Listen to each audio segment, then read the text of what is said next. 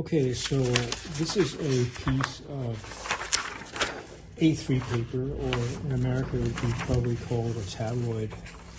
You can use any size you want for this book. Basically, I like to use placemats in restaurants, that kind of thing. It's perfect for that. So usually they're not printed on both sides. So take the placemat or tabloid A3 piece of paper and you fold it like this.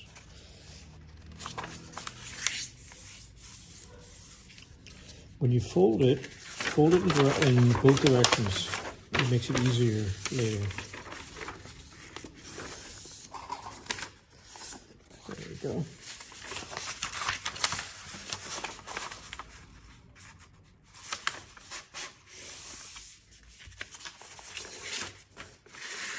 Nice and sharp fold. Right? Good. Okay.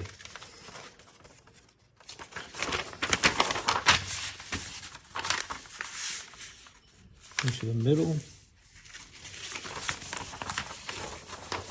Now, I don't really care whether it's a little bit sloppy. For my purposes, it doesn't really matter. But if you really are a person who cares, then you obviously have to be more precise in how you fold it. For me, these books are basically really easy, fast, simple ways to make notebooks. And that means I don't have to carry around a big fat notebook all the time. So here we have it. It's been folded like that. Now I take and I cut or I rip it right here, just down to the middle from the part that's folded, and you cut it down to the middle. And here's where the magic happens. You open it up, you close it, and then you do this. Right? And that, my friends, is what I've been doing for about 20 years for my notebooks. I mean, I also bind some more fancy ones, but this serves as a pretty nice little notebook. So let me show you.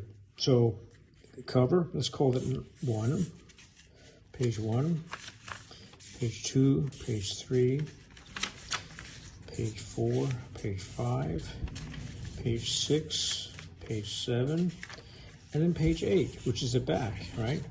So this is actually a way. So when you're doing this you can take it out and you can photocopy it and refold it to make multiple books, right?